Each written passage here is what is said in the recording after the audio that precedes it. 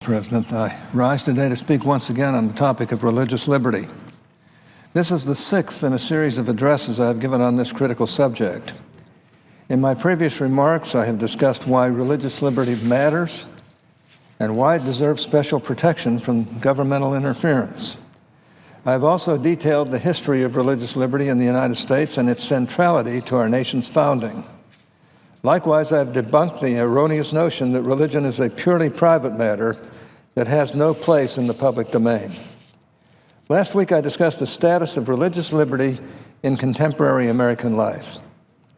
I argued that in ways that are both alarming and unprecedented, religious liberty is under attack here in the United States. Today, I turn my attention beyond our borders to examine the status of religious liberty abroad. Again, my argument is straightforward. Across the world, religious liberty is under serious attack. My observations are particularly relevant as we approach Thanksgiving. Our nation commemorates this special holiday in remembrance of our pilgrim ancestors who fled persecution in search of religious freedom.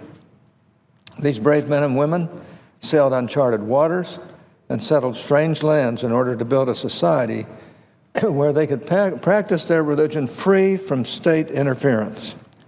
Their earnest efforts precipitated not only the establishment of a new colony, but the birth of a nation committed to the principles of religious pluralism. For America's earliest settlers, this land stood as a symbol of refuge, a haven from the storm of religious oppression that lingered over Europe centuries later. Victims of religious persecution across the world still look to our shores for sanctuary.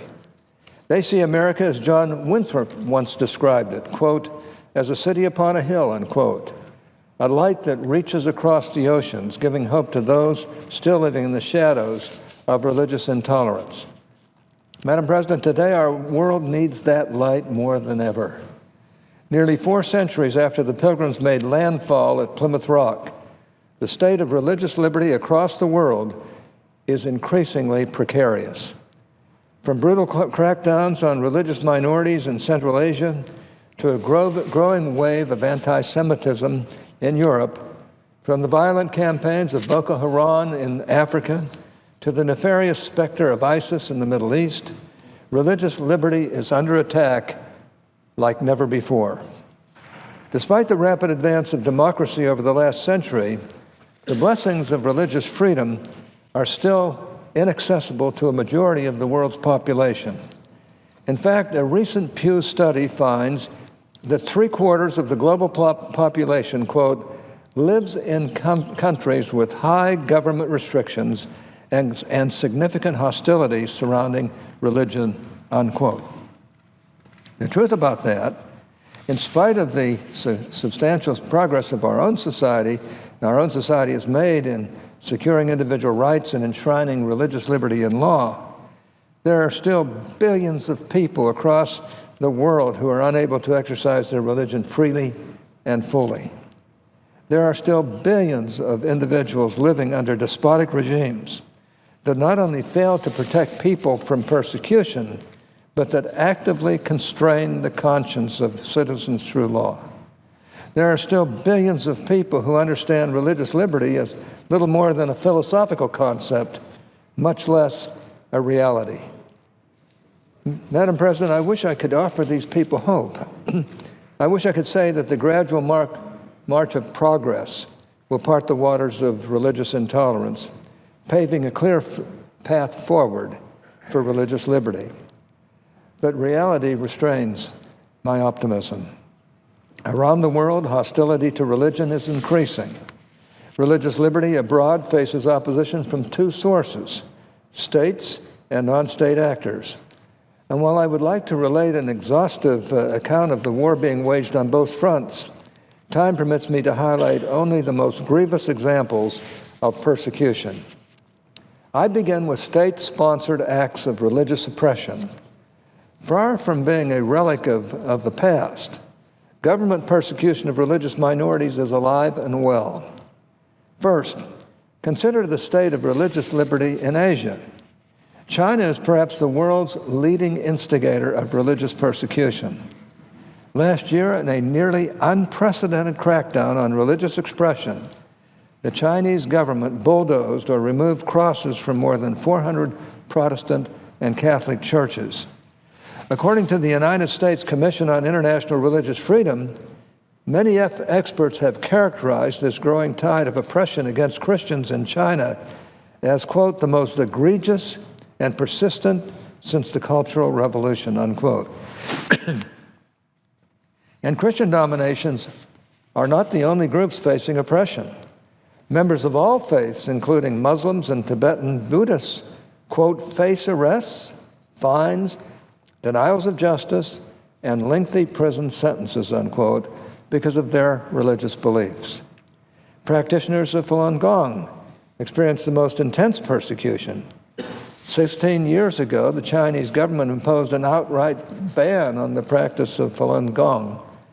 And since that time, the government has imprisoned believers in forced labor camps, subjecting them to psychiatric experiments and other heinous forms of torture. The government has even executed practitioners of Falun Gong, mutilating their bodies and harvesting their organs for profit. Our nation can no longer turn a blind eye to these atrocities, nor can we ignore the plight of religious prisoners in North Korea, where Kim Jong-un has incarcerated thousands of his own citizens for their religious beliefs. These men and women are separated from their families and forced to work in concentration camps. While the government punishes followers of any faith, the country's Christians face the greatest persecution.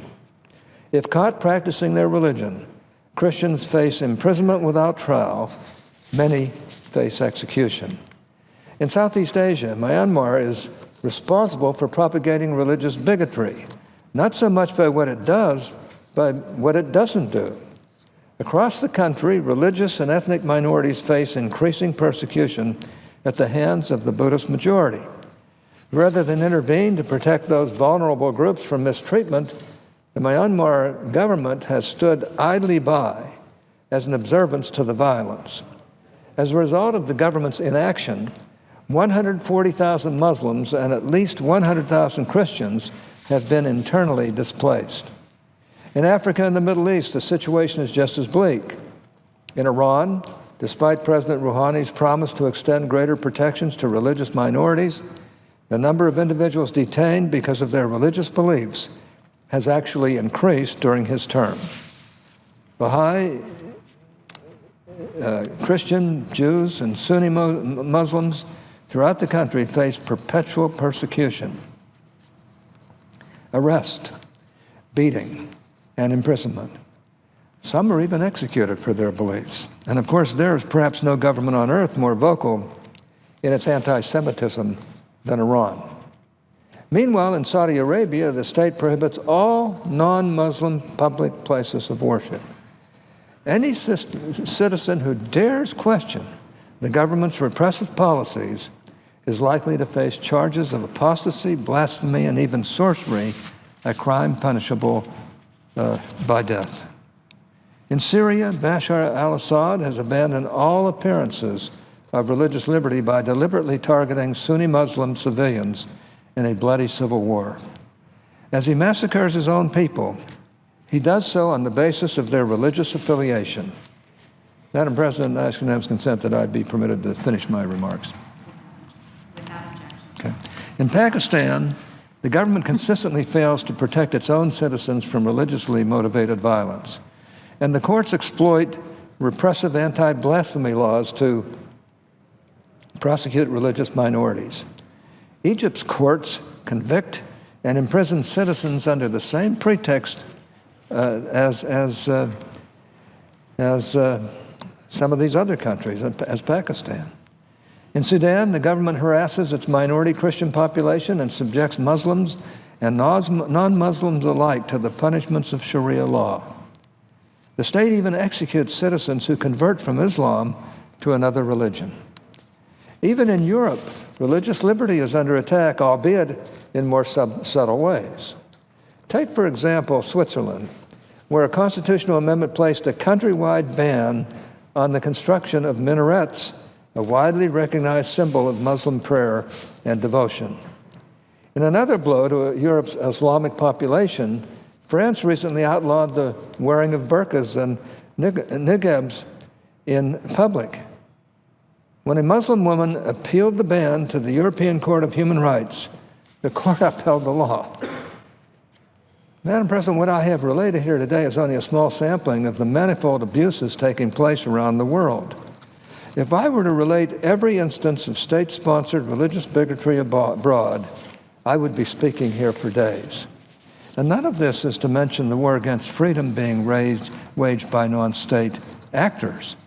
In the past decade, we have witnessed an unprecedented rise of terrorist groups and other criminal organizations seeking to eradicate religious liberty altogether. Take, for example, the rise of Boko Haram in the Lake Chad region of Africa.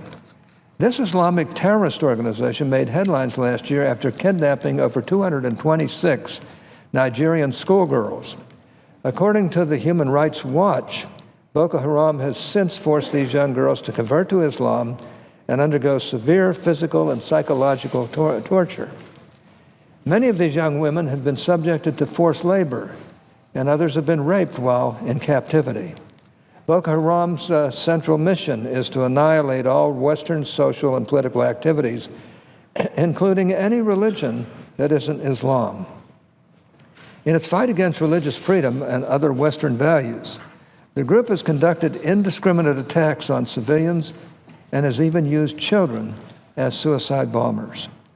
The brutality of Boko Haram is only surpassed by the barbarism of ISIS. Far from being the JV team, in quotes, that President Obama once described, ISIS has proven to be perhaps the most formidable terrorist network in operation today. I fear that too many underestimate the threat ISIS poses to religious freedom. This is an organization whose very raison d'etre is to establish a global Islamic caliphate and usher in the apocalypse. As Islamic State militants carry out their mission, religious liberty is often the first casualty. In the barren world ISIS envisions, there is no room for dissent. Either convert or be killed. Yazidis, Christians, and Shia Muslims throughout the Middle East have been confronted with this impossible ultimatum. Refusal to give in to the Islamic State's demands has resulted in mass executions, extrajudicial killings, kidnappings of civilians, forced displacement, the killing and maiming of children, rape, and other forms of sexual violence. The savagery of ISIS has even gone viral as the group posts videos of grisly beheadings on the internet. In almost every case, captors target their victims on the basis of religion. As we are all too aware, the cruelty of ISIS is not confined to the Middle East. Just last week, 3 teams of ISIS militants carried out terrorist assaults throughout Paris, detonating suicide bombs at a soccer stadium and opening fire on innocent civilians at a concert hall. The violence injured at least 350 innocent bystanders and claimed at least 129 lives in what is considered the worst terrorist attack on French soil in the nation's history. Madam President, we could call these attacks, quote, senseless acts of violence, unquote, because that's exactly what they appear to be, both in the scope of their brutality and in the scale of their indiscrimination. But I fear that dismissing these attacks as, quote, senseless, unquote, too often hides from our view the radical rationale that motivates such violence. ISIS does not kill merely to feed an insatiable bloodlust. It kills because it wants to terrorize, shock, and intimidate other civilizations into submission. It kills because it wants to impose on all people a narrow-minded, medieval ideology of Islam, one that would rob us of our religious freedom and other fundamental rights. Sadly, ISIS is not alone in its animus towards religious freedom. Nearly every terrorist organization that has vowed our destruction, be it Al-Qaeda, Hamas, or Hezbollah, seeks to strip us not only of our sense of security, but also of the fundamental freedoms that make religious pluralism possible. Madam President, if we are committed to defending religious liberty overseas, we must confront the growing menace of Islamic extremism. And we must challenge these nations that engender religious intolerance through law. Today, by calling attention to the suffering of religious peoples throughout the world, I have demonstrated clearly and without question that religious liberty faces growing hostility abroad from both state and non-state actors alike. From the heavy hand of government to the violent campaigns of terrorist organizations around the globe, the right to worship according to the dictates of one's own conscience is under relentless attack. With a fuller understanding of the threats facing religious liberty, the question now becomes, what is to be done? If religious liberty is under attack abroad, what can our nation do to protect this precious freedom now and in the future? First, we must recognize that protecting religious freedom abroad is not just a question of moral principle. It's a matter of national security. Often violations of religious liberty abroad threaten our own safety at home. As a case in point, consider the role of religious intolerance in the Syrian civil war. Bashar al-Assad quickly disposed of religious freedom when he began deliberately targeting Sunni Muslims, murdering thousands of citizens on the basis of their religion. His brutal actions precipitated the formation of ISIS, an organization hell-bent on destroying other religions and entire civilizations in the name of Islam. As ISIS gained in strength, it began to export its extreme ideology abroad, triggering several attacks throughout the world, including last week's coordinated assaults in Paris. Now ISIS faces a formidable threat to the United States and all of our allies. Assad's blatant disregard for religious liberty has not only escalated violence in the region, but also catalyzed the formation of ISIS. As a result, the world is less safe. Given the obvious nexus between protecting religious liberty and strengthening global security, I agree with the following assessment from the United States Commission on International Freedom. Quote, in the long run, there is only one permanent guarantor of the safety, security, and survival of the persecuted and the vulnerable. It is the full recognition of religious freedom as a sacred human right, which every nation, government, and individual must fully support, and no nation, government, or individual must ever violate, unquote. If we are committed to bolstering the security of other nations, then we must be equally devoted to strengthening religious liberty abroad. At the forefront of our foreign policy should be a commitment to defend and advance religious liberty in countries where it is under attack. We should also be prepared to reevaluate our relationship with governments that fail to make religious liberty protections a priority. Congress took concrete steps to prioritize religious freedom as a foreign policy objective when it passed the International Religious Freedom Act of 1998. This law established an ambassador at large for international religious freedom.